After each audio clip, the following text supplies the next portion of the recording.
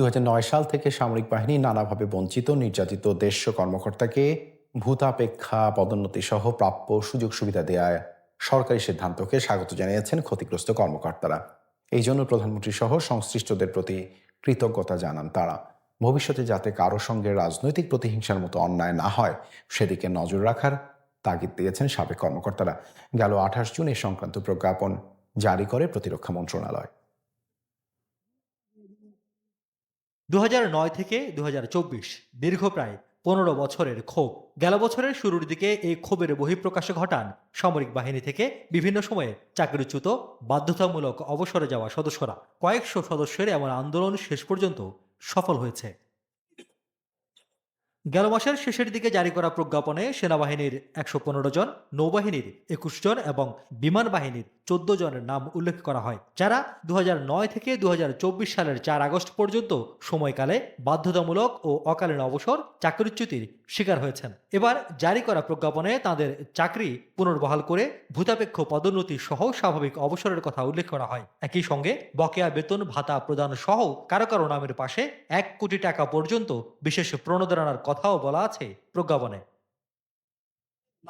সরকারের এমন সিদ্ধান্তে খুশি নির্যাতনের শিকার সশস্ত্র বাহিনীর সদস্যরা। বলছেন, রাজনৈতিক কারণে কোনো বাহিনীতে এমন বঞ্চনার ঘটনা যাতে ভবিষ্যতে না ঘটে সেটি দেখভালের দায়িত্ব সরকার ও সংশ্লিষ্ট বাহিনীর। আমরা চাই এই ধরনের অপকর্ম যেন আগামীতে না হয়।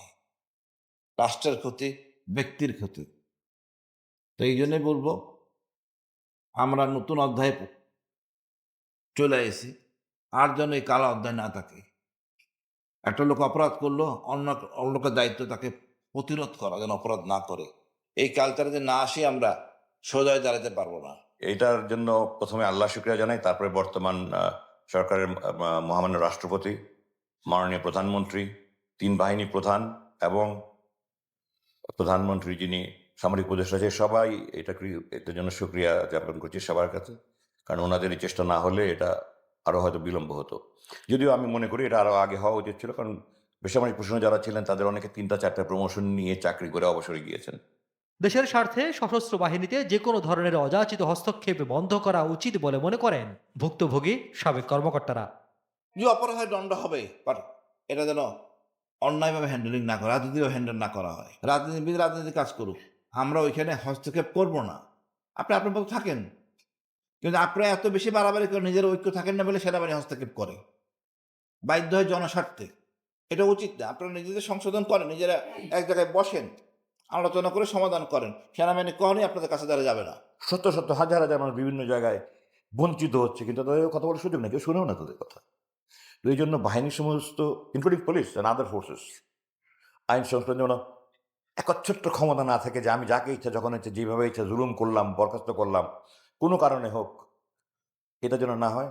সংবিধান পরিবর্তন করে প্রেসিডেন্ট এবং প্রধানমন্ত্রীর ক্ষমতায় ভারসাম্য যদি আসে এবং প্রেসিডেন্ট যদি জনগণের প্রতিনিধি, তখন আমি মনে করি এগুলি খুব তাড়াতাড়ি দূর হয়ে যাবে।